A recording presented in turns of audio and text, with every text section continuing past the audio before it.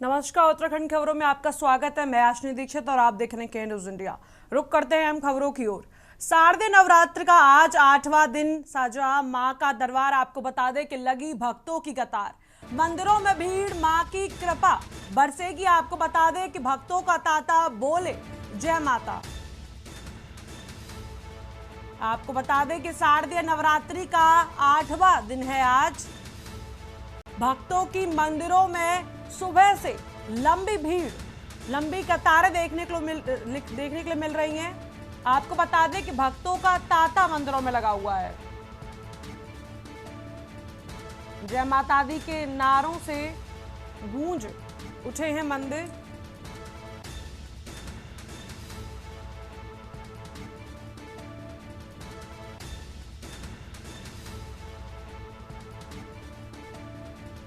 शारदीय नवरात्र का 8वां दिन आज। आपको बता दें कि सजा मां का दरबार। आपको बता दें कि भक्तों की कतार मंदिरों में सुबह से ही देखने को मिल रही है। मां की कृपा बरसेगी, भक्तों का तांता बोले जय माता।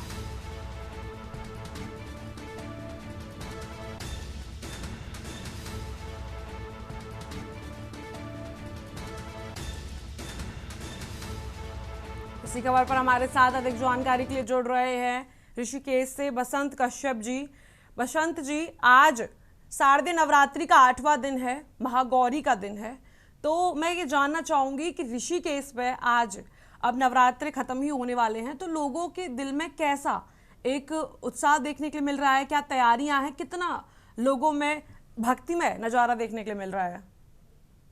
बिल्कुल, देखिए याचनी, आज अष्टमी पूजन हो रहा है। 9 देवी के स्वरूपों में से दुर्गा का स्वरूप माँ गौरी की आज विशेष तौर पर पूजा अर्चना हो रही है। हम ऋषिकेश हरिद्वार मार्ग पर दुर्गा मंदिर में है और यहीं पर आज कन्या पूजन, जो माँ के भक्त आ रहे हैं वो कन्या पूजन भी कर रहे हैं। माना जाता है कि माँ अन्नपूर्णा के रूप में भी इसे पूजा जाता है, क्योंकि अन्न, धन और वैभव के लिए बाकी उपासना और आराधना की जाती है। यहाँ पर कुछ माँ के भक्त भी जो माँ की आराधना, पूजा अर्चना और माँ का आशीर्वाद लेने आए हैं, उनसे भी बात करते हैं कि किस तरह से माँ की आज पूजा कर रहे हैं। हाँ, किस तरह से आज माँ को मनाया? आज अष्टमी है, कन्या पूजन भी है। लक्ष्मी पूजन है, कन्या पूजन है। आज माँ का दिन है। माँ अन्न धन की देवी है और बड़े धूमधाम से यहाँ पे आते हैं और वो बहुत बहुत जोर शोर से वो मतलब अपनी पूजा को देते रहते हैं, करते रहते हैं। गौरी की आज पूजा हो रही है विशेष तौर पर, माँ गौरी की। कल नवरात्र, कल कल क्या आज वो है, नवमी है। बड़े धूमधाम से पूजा होती है। आपने भी माँ की पूजा की है, कन्या पूजन भी आप कर चुके हैं। हाँ, कर चुके हैं। नवरात्रि में 9 देवी आती हैं, उसमें सारी देवी इकट्ठी होकर और सारी अष्टमी होती है। आपने पूजा अर्चना की? हाँ, माता रानी की पूजा अर्चना करते हैं क्योंकि मेरी एक बार बीमार हो गई थी, तो माता रानी के दरबार में आई। माता रानी का आशीर्वाद से लड़कियां ठीक ठाक है और लड़कियों में भी बहुत दया। हम माता रानी की बहुत दया कृपा हो रही है माता रानी के लिए। हाँ, आपने भी आज कन्या पूजन कर रहे हैं आप और को मना रहे हैं। आज अष्टमी पूजन है, किधर आ गए आप? हाँ जी, हाँ जी। हाँ, तो किस तरह से माँ को मनाया आपने? देखो भाई, तो अपने श्रद्धा है माँ के उसमें। जितना भी मतलब हमने 9 दिन का उपवास किए हैं। अभी हम आज कन्या पूजन कर रहे हैं और अपना मंदिर सिद्धिपीठ मंदिर है माँ दुर्गा श्यामपुर का।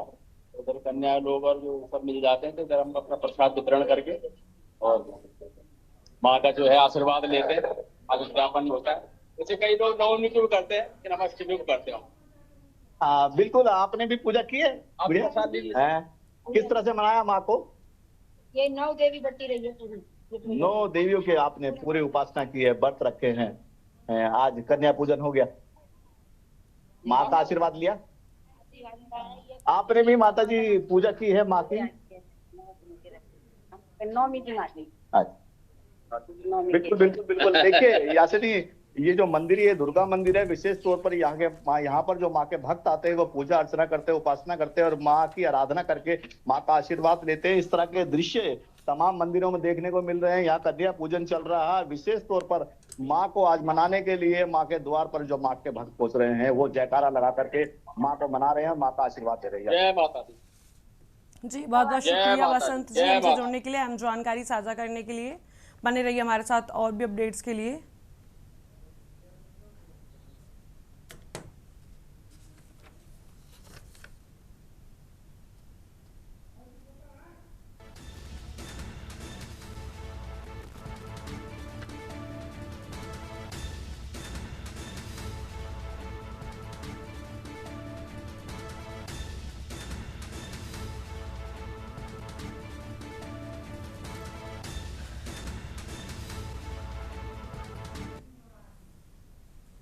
इसी खबर पर हमारे साथ अधिक जानकारी के लिए देहरादून से संवाददाता जुड़ रहे हैं शिव नारायण।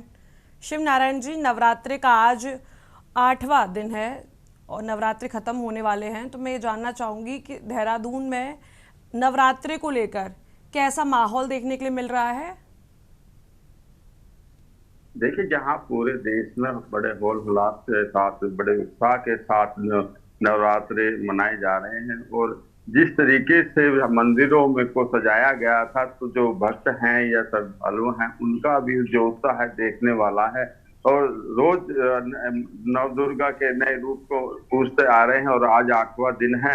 आज माँ गौरी का दिन है, उनकी पूजा अर्चना की जा रही है। मंदिर हो या घर हो या कोई प्रतिष्ठान हो, सभी जगह इस टाइम माँ के जयकारों से गूंजा है पूरा शहर। और बात करें आप जिस तरीके से ये पूजा की जाती है, तो जब हर कोई ये चाहता है कि माँ की कृपा हम पे बरसे, चाहे उसका अपना घर हो, चाहे अपना या गांव का मंदिर हो या फिर कोई प्रतिष्ठान हो, तो सभी जगह चौकी जागरण ये किए जाते हैं। माँ की असीम कृपा पाने के लिए इस तरीके की पूजा अर्चना की जाती है। चाहे बच्चे हों या बड़े हों, सभी ये को माँ का आशीर्वाद मिले, घर में सुख शांति रहे, जहाँ हम रह रहे हैं वहाँ पे सुख शांति रहे।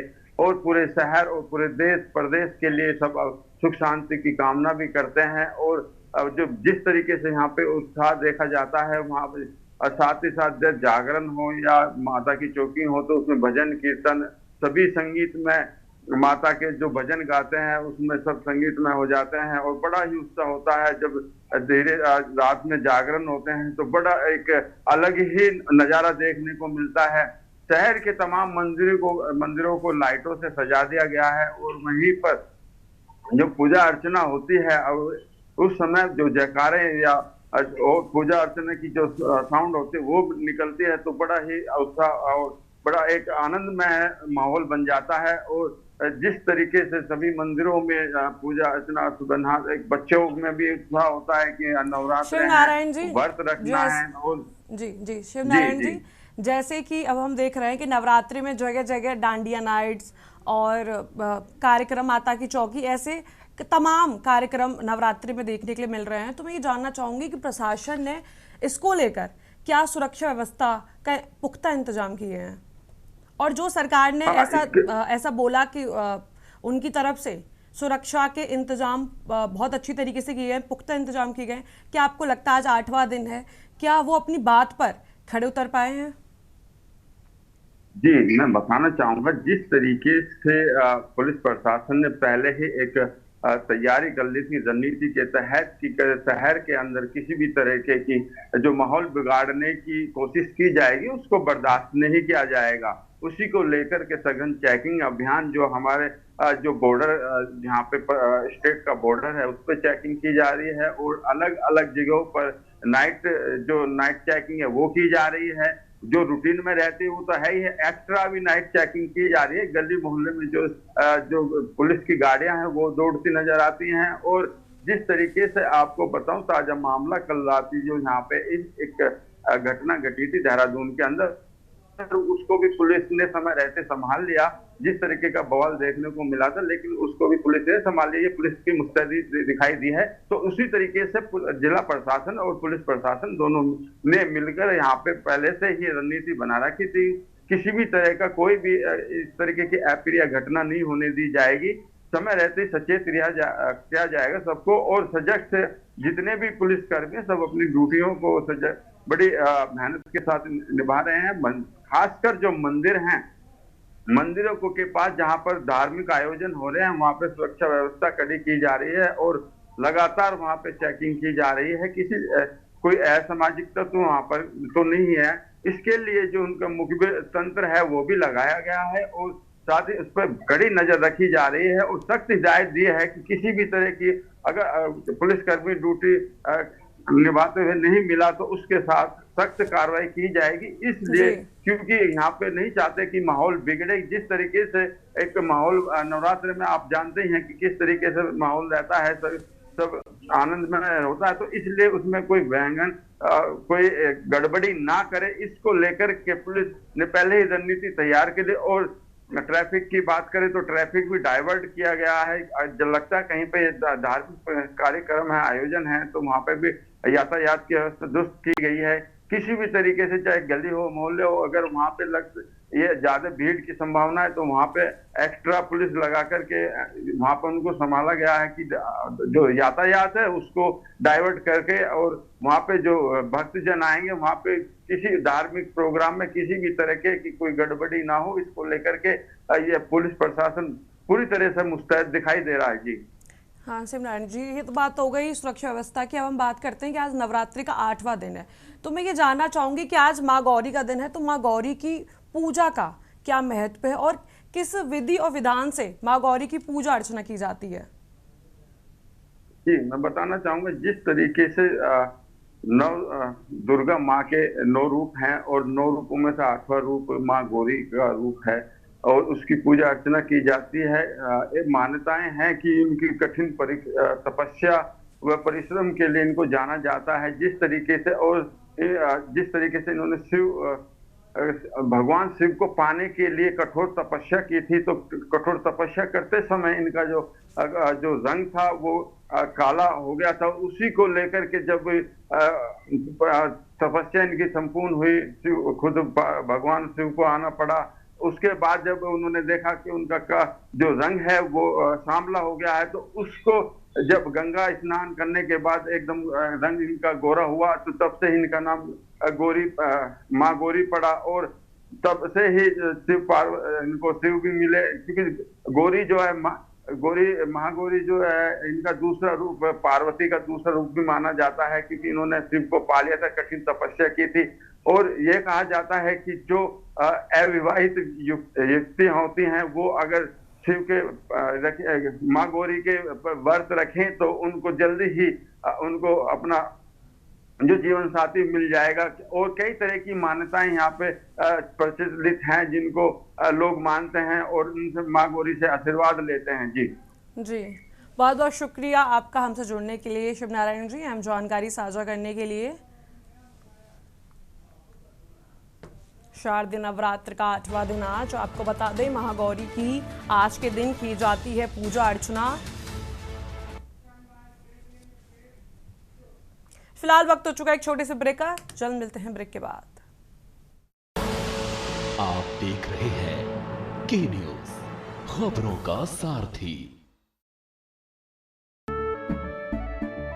केसरिया से मन जोगी हुआ रे, दिल झूमे देखो मतवारा हुआ रे। केसरिया से मन जोगी हुआ। हर पल मनाओ केसरी त्योहार। विमल, बोलो जुबान केसरी। आप देख रहे हैं के न्यूज, खबरों का सारथी। ब्रेक के बाद आप सभी का स्वागत है। रुक करते हैं खबर की ओर। उत्तर प्रदेश से शुरू हुआ आई लव मोहम्मद विवाद अब उत्तराखंड तक फैल गया है। आपको बता दें कि राजधानी पटेल नगर थाना क्षेत्र में सोमवार को भारी संख्या में लोग सड़क पर उतर आए। हाथों में आई लव मोहम्मद लिखी तख्तियां और बैनर लेकर लोगों ने नारेबाजी करते हुए पूरी सड़क को जाम कर दिया। आपको बता दें कि सोशल मीडिया पर आई लव मोहम्मद के पोस्ट पर टिप्पणी करने पर यह पूरा विवाद सामने आया, जिसके बाद देहरादून के ब्रह्मपुरी इलाके से देखते ही देखते भारी भीड़ एकत्रित हो गई। आपको बता दें कि स्थिति बिगड़ने से पहले ही पुलिस ने मौके पर पहुंचकर भीड़ को खदेड़ दिया। आपको बता दें कि अचानक हुई इस भीड़भाड़ से इलाके में अफरा तफरी का माहौल बन गया। पुलिस ने शांति बनाए रखने की अपील की है और संवेदनशील इलाकों में सुरक्षा व्यवस्था को और भी बढ़ा दिया गया है। शाम सैकड़ों की संख्या में लोग सड़क पर आ गए। फिलहाल पुलिस प्रशासन का कहना है कि मामले पर कड़ी नजर रखी जा रही है और किसी भी तरह से कानून व्यवस्था बिगड़ने नहीं दी जाएगी।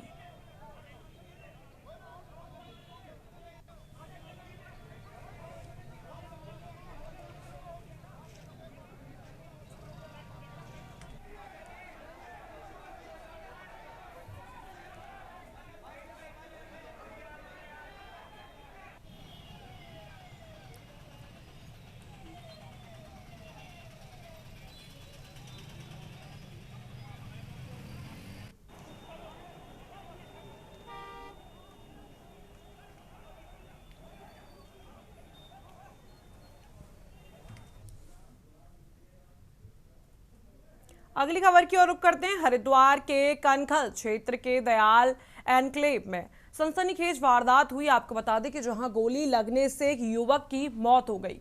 घायल युवक को उसके साथी अस्पताल लेकर पहुंचे, लेकिन इलाज शुरू होने से पहले ही उसे मृत घोषित कर दिया गया। अस्पताल पहुंचते ही सभी साथी मौके से फरार हो गए। सूचना मिलते ही एसएसपी प्रमेंद्र सिंह डोभाल खुद अस्पताल पहुंचे और मामले की जानकारी ली। आपको बता दें कि पुलिस अब फरार साथियों की तलाश में सीसीटीवी फुटेज खंगाल रही है और दावा किया जा रहा है कि जल्द ही आरोपियों की पहचान कर गिरफ्तारी की जाएगी।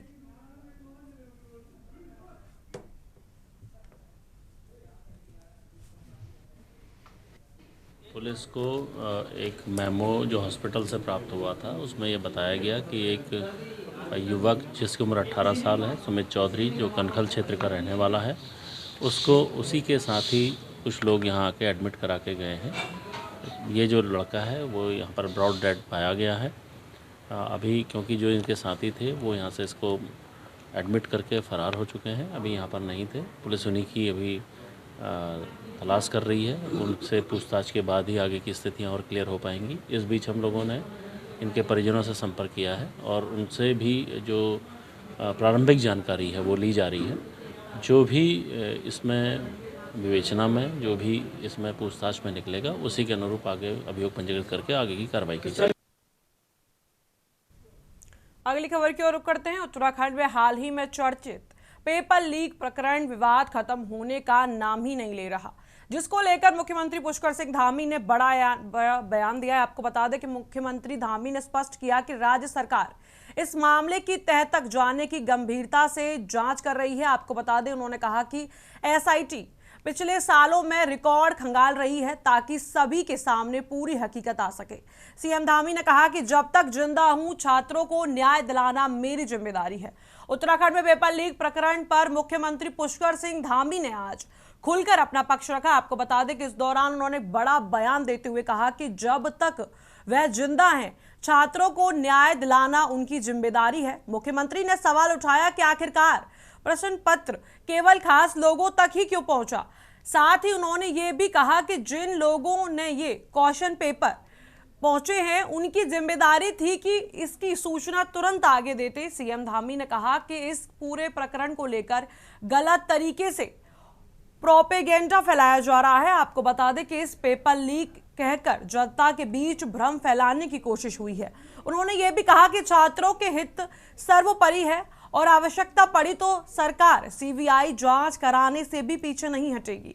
फिलहाल मामले की जांच एसआईटी कर रही है और सभी को जांच रिपोर्ट का इंतजार करना चाहिए। आपको बता दें कि पेपर लीक मामले में प्रदेश भर में इसका जमकर विरोध हो रहा है। वहीं बेरोजगार संघ परीक्षा निरस्त और पेपर लीक प्रकरण की जांच सीबीआई से करने की मांग कर रहे हैं। 6 दिनों से बेरोजगार सड़कों पर प्रदर्शन कर रहे हैं। 7 अन्य विपक्षी दल के साथ सरकार के लोकसभा सांसद त्रिवेंद्र सिंह रावत भी बेरोजगारों के समर्थन में सीबीआई जांच का समर्थन कर सरकार की एसआईटी जांच पर अब सवाल खड़े कर दिए हैं। आपको बता दें कि चर्चा इसी पर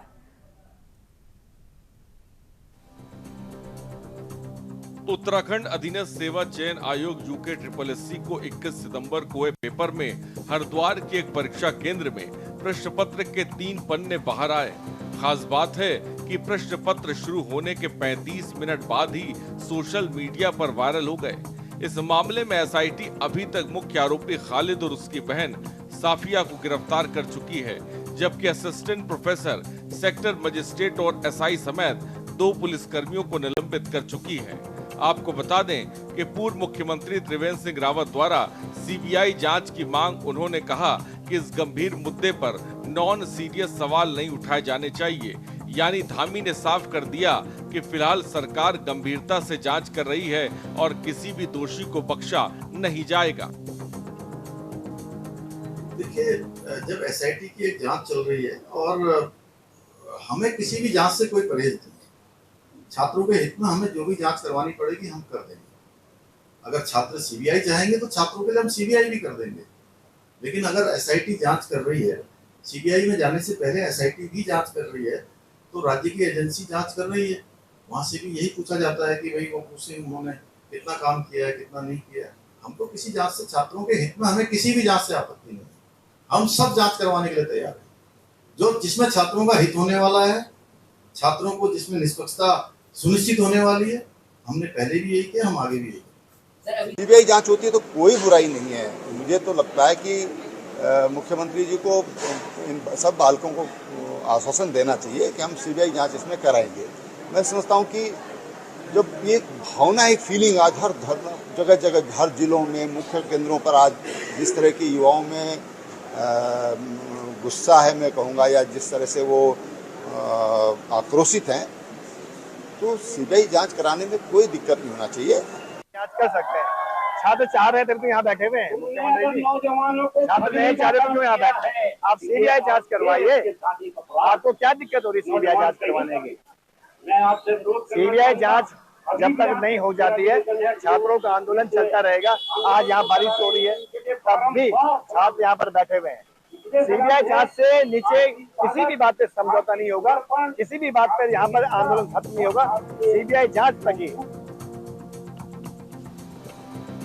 सप्ताह से चल रहे पेपर लीक प्रकरण पर जमकर विरोध प्रदर्शन के साथ राजनीति भी तेज हो गई है। कांग्रेस का साफ आरोप है कि बिना सत्ताधारी दल की पनाह के बिना इस तरह की घटना को अंजाम मिलना असंभव है। हामक सिंह जैसे लोग जिसके संरक्षण में भर्ती परीक्षा का सौदा खुलेआम कर रहा है, ये बड़ा सवाल है। उन्होंने बीजेपी पर कई गंभीर आरोप भी लगाए। वहीं सीबीआई जांच को लेकर सरकार को घेरा है। साथ ही अन्य दल भी सरकार को पेपर लीक प्रकरण पर घेरने का मन बना चुके हैं और लगातार बेरोजगारों के समर्थन में सड़कों पर उतर चुके हैं। के लिए स्थिति मरता क्या ना करता वाली हो गई है कि इतनी किरकिरी और इतनी जगहसाई उनकी हो रही है इस तरह के कच्चे और अपरिपक्व निर्णय लेने के लिए। अब आप मुझे बताइए कि पहले कह दिया पेपर लीक ही नहीं हुआ। अरे बच्चे जो हैं इम्तिहान में 0.25 से भी रह जाते हैं, और 0.25 का मतलब है एक प्रश्न गलत हो जाना, नेगेटिव मार्किंग हो जाती है। तो ऐसे में यहाँ तो 3 पन्ने बाहर आ गए, अगर एक सवाल भी बाहर आया है तो वो पेपर लीक की परिधि में होना चाहिए। लेकिन बार बार आप डिनायल मोड में रहे, आप नकारते रहे कि पेपर लीक नहीं हुआ, मात्र 3 पन्ने बाहर आए। इससे आपने अपनी भी किरकिरी कराई, अपनी अल्प बुद्धि का भी परिचय दिया, और पूरे उत्तराखंड की जगहसाई आपने राष्ट्रीय पटल पर करा दिया। और अब जिस तरह से आपने एसआईटी का गठन किया, बार बार जो अभ्यर्थी हैं, जो बेरोजगार युवा हैं, जो स्टेक होल्डर्स हैं, उनकी ना सुनी करते हुए आपने अनदेखी करते हुए एसआईटी का गठन कर दिया। जैसा कि आपने पहले भी देखा हो कि इस वाले प्रकरण में निरंतर जो है, चाहे यूकेडी की बात करें या बेरोजगार संघ की बात करें, प्रारंभ से ही हमने सीबीआई जांच की इसमें मांग की है। यदि धामी जी को ये लगता है कि हमारा कोई कसूर नहीं है, तो फिर सीबीआई जांच से वो कतरा क्यों रहे हैं? एसआईटी जांच की जगह अगर वो सीबीआई जांच के आदेश दे देते तो इसमें बुराई क्या थी? इसका मतलब यह है कि कहीं ना कहीं जो है सरकार इसमें मिली हुई है, UKSSC के अधिकारी इसमें मिले हुए हैं, क्योंकि वो वीडियो जो है उसको अगर आप ध्यान से सुने तो उसमें स्पष्ट जो नकल माफिया वो कहते नजर आ रहे हैं कि 15-15 लाख दीजिए और अपना जो है अपने सीट क्लियर कीजिए। देखिए, सीबीआई की जांच के बारे में मुख्यमंत्री जी ने कई बार कहा है कि मुख्यमंत्री जी प्रत्येक युवा के भविष्य के लिए सतर्क है, व्यवहारिक है, और सरकार उनके लिए हर कदम से कदम ताल मिलाकर चल रही है। मैं सीबीआई के लिए ये कहना चाहता हूं कि अगर सीबीआई की जांच कोई सरकार कराना चाहती है तो उसको उसमें प्रिलिमिनरी रिपोर्ट पहले भेजनी पड़ती है। तो क्या इस पूरे प्रकरण में हमने कोई प्रिलिमिनरी रिपोर्ट कराई का? नहीं कराई। इसलिए एक एसआईटी का गठन माननीय उच्च न्यायालय के रिटायर्ड जज की अध्यक्षता में किया गया है, जो 1 महीने में अपनी रिपोर्ट देगी। अरे उस रिपोर्ट के माध्यम से भी दूध का दूध पानी का पानी नहीं होता, या तो कोई आवश्यकता पड़ती है कि सीबीआई की जांच कराई जाए, तो सीबीआई की जांच कराया जाना उचित या अनुचित होगा, उस पर सरकार निर्णय लेगी। दूसरा पक्ष यह है कि सीबीआई की जांच यदि हम करते हैं तो पूरे प्रकरण में सीबीआई अपने तथ्यों का एनालिसिस करने के लिए, अन्वेषण करने के लिए लगभग 1 से 1.5 साल का समय तो लेती। आपको बता दें कि बीते शनिवार को एसआईटी ने हरिद्वार के सुल्तानपुर स्थित मुख्य आरोपी खालिद के घर पर 2 बार दबिश दी। टीम ने पहले उसके परिजनों से पूछताछ कर कुछ अहम जानकारियां जुटाई। इसके बाद रात को दोबारा लौटकर संदिग्ध दस्तावेज और डाटा खंगाला। हालांकि परिजनों से क्या पूछताछ हुई और एसआईटी ने किन दस्तावेजों को खंगाला, इस बारे में कोई जानकारी फिलहाल सामने नहीं आई है। सरकार इस मामले में असिस्टेंट प्रोफेसर सुमन को निलंबित कर चुकी है। साथ ही परीक्षा सेंटर के सेक्टर मजिस्ट्रेट और एक एसआई समेत 2 पुलिसकर्मियों पर निलंबन की कार्रवाई कर चुकी है। धामी सरकार ने एसआईटी गठित तो कर दी है, साथ ही छात्रों से 1 महीने में जांच पूरी होने पर आश्वासन दिया है। पत्रकार वार्ता में ये साफ है कि प्रदेश के नौनिहालों का भविष्य व्यर्थ नहीं जाने वाला। जब तक वे जिंदा हैं, छात्रों को न्याय दिलाना उनकी जिम्मेदारी है, लेकिन इसका असर अभी तक छात्रों के प्रदर्शन में नहीं देखने को मिला। प्रदर्शन जारी है और सरकार की परेशानी भी अभी कम होने का नाम नहीं ले रही। Uttarakhand desk report.